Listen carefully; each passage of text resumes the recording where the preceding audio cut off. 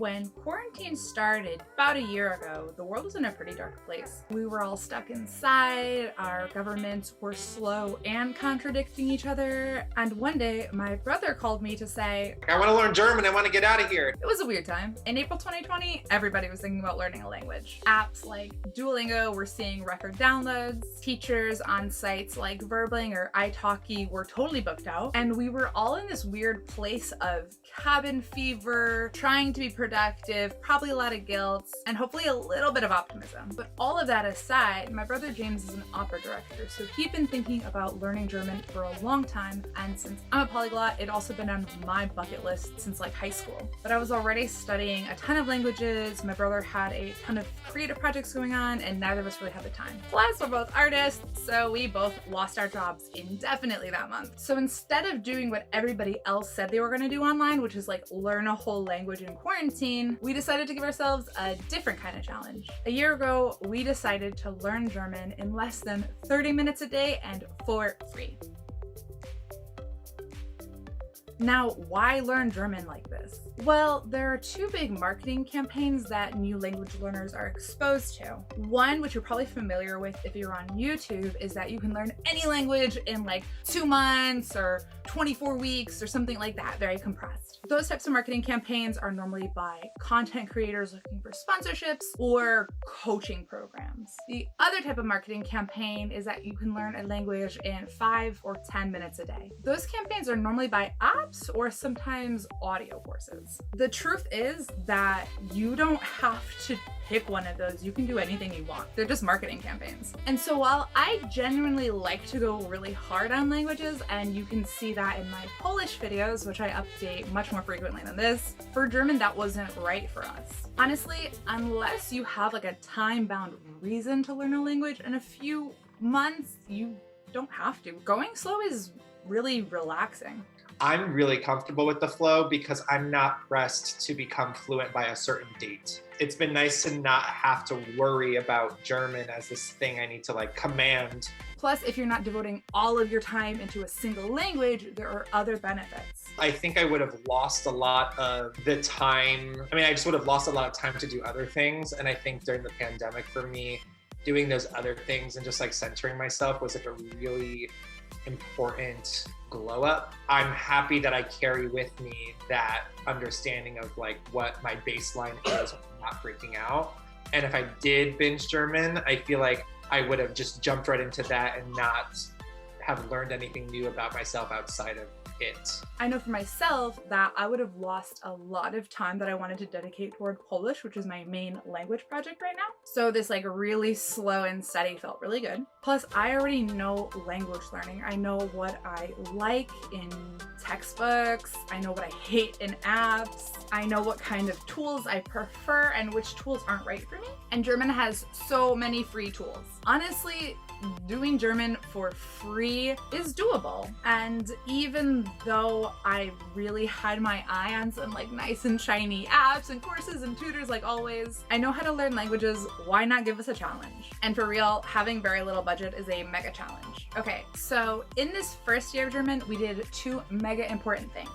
We combined good resources with habit stacking and spaced repetition. Now for resources, remember, we wanted to do this for free. Our parameters were that we could use anything that was available free for download, stuff we already had, which turned out to be nothing, or stuff we could get from the library. We could not spend any of our own money, and we couldn't ask anybody to gift us anything because that would have been cheating. So the first resource we used was Anki, which if you're not familiar with it, is an awesome flashcard app which is free on Android and on desktop. Basically, we used Anki like a bucket where everything we collected from the other resources we put not only into our brains, but into Anki. That way, if we ran into something on a free app that maybe wasn't so great, we would have a lot of reviews built in, even if the app didn't teach us this new thing like 100%. Now, what we actually used, which was the stuff that we filled into Anki and in our brains to start, was language transfer. Language transfer is an audio course online. It's free. I highly recommend it, and it really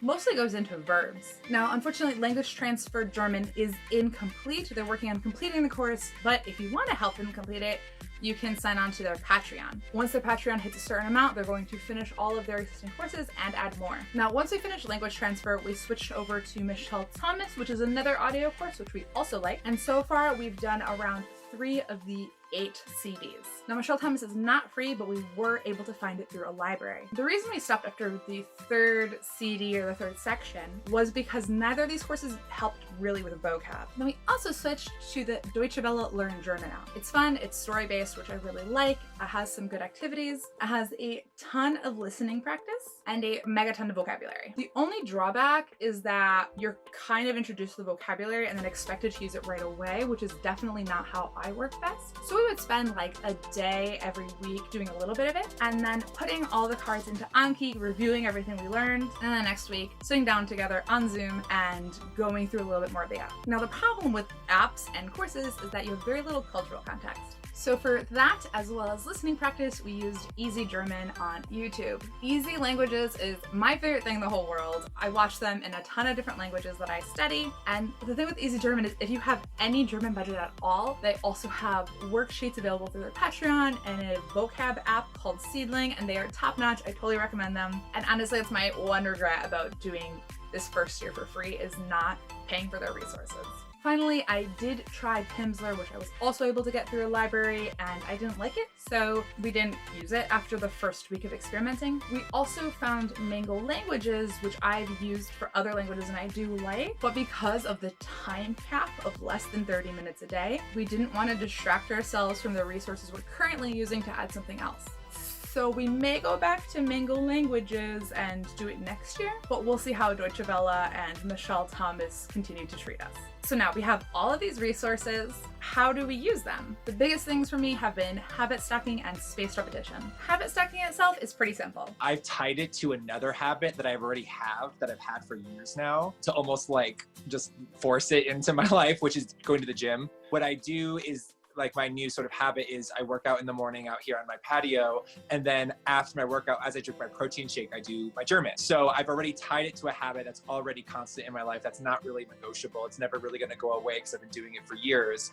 And so then it just adds an extra half hour, as we said, sometimes even just 15 minutes onto that already preset habit. Now, you can do this in any time, in any way. I personally would just be making breakfast in the morning, listening to my Easy German, and then usually around the time I'd like finished eating and finished that video, I would just sit down, still half asleep, with my coffee and plug away through Anki. But I know people that do this on their lunch breaks. I know people that have their language habit right before bed. Just stacked into your day so you don't have to think about it is key. Now, during this time, we also really just reserved it for reviewing what we already learned. Like I already said, we would plop onto Zoom together more or less once a week for like 30 minutes to an hour. That would be our big study day. And we'd just be muted, working on our apps, working on our audio courses, putting stuff into Anki. And then the rest of the week, independently by ourselves in 2 different parts of the country, we'd be reviewing everything that we learned in somewhere around 15-20 minutes a day. This means that if we know something, we like really know it. Plus it doesn't take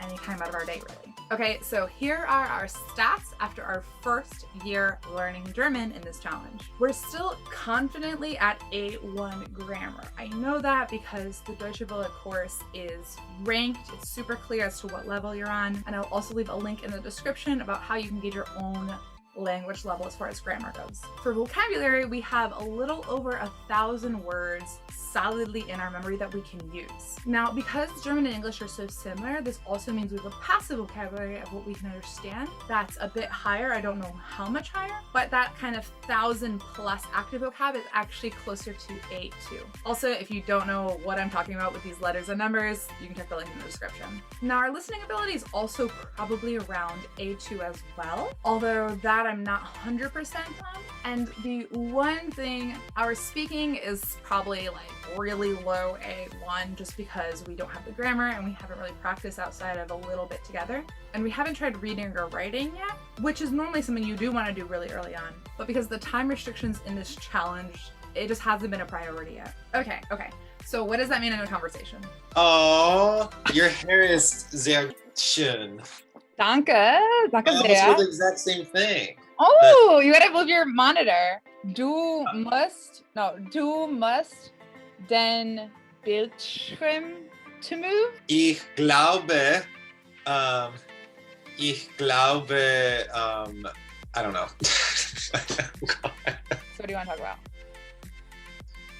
Well, I can introduce myself. Okay, introduce yourself. Ich heiße James. Ich komme aus den Vereinigten Staaten, aber ich wohne meistens in Harlem. Ich war schon mal in Harlem vor 9 Jahren. Von Beruf. Ich bin Oper- und Theaterdirektor.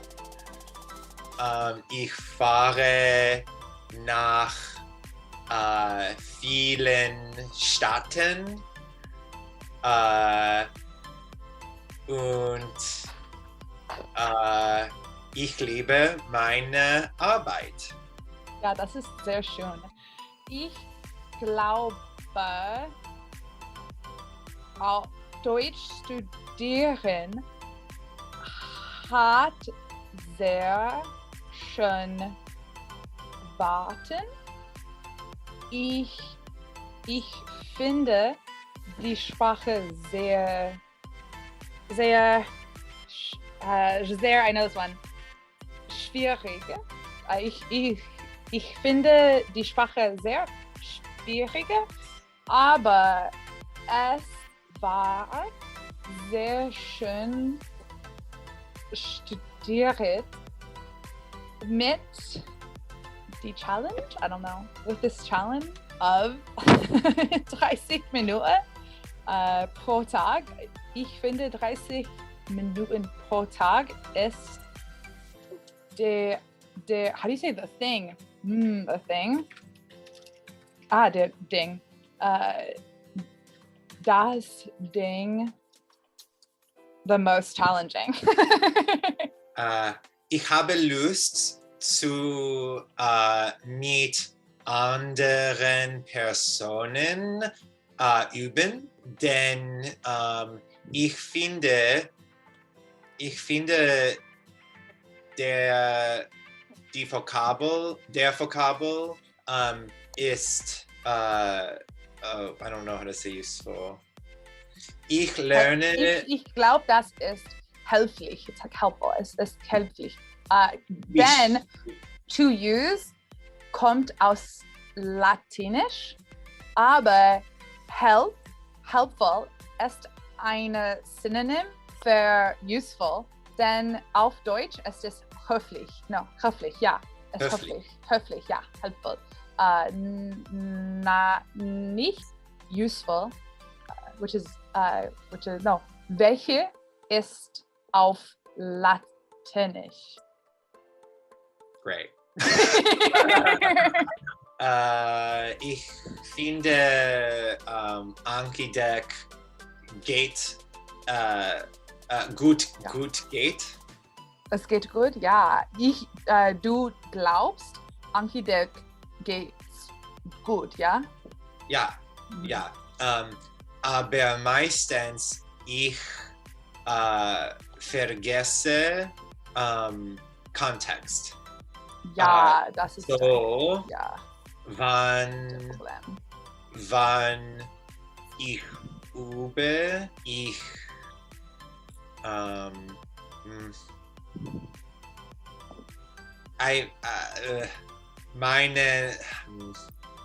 meine Vokabel ist fehlend. No, es ist sehr interessant, denn wir haben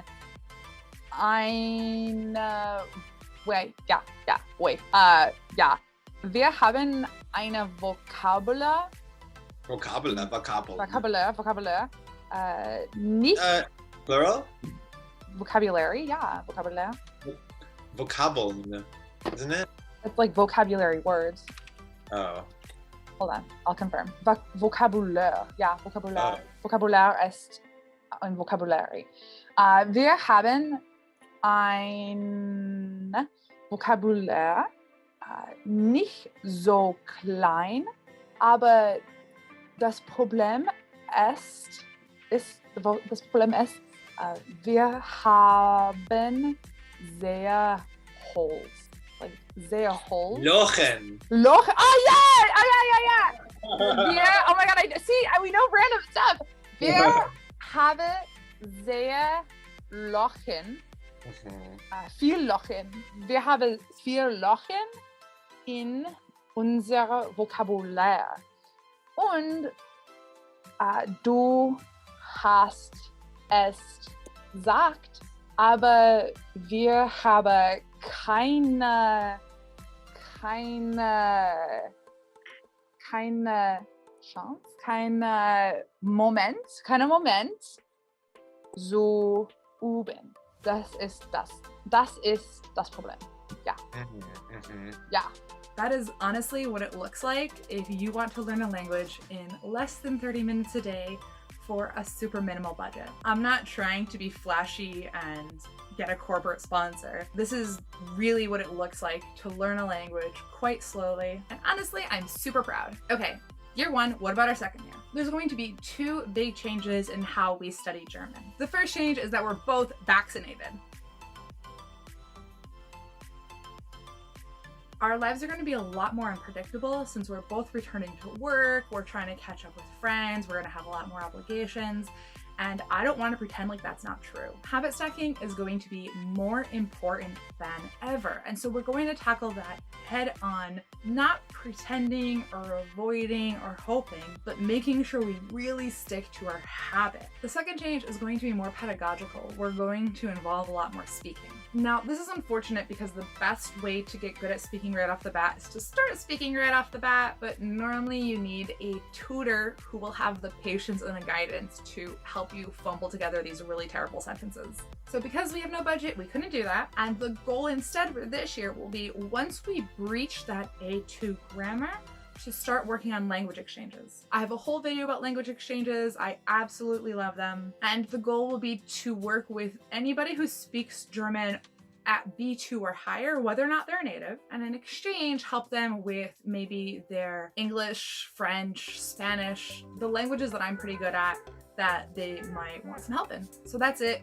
Our first year of learning German in this new and weird challenge. Now my Polish videos I post every month, every few months, depending on when I have something cool to do. But with German, I will probably continue to post on this yearly schedule. So subscribe, check back, and let me know if you have any questions in the comments. Tschüss!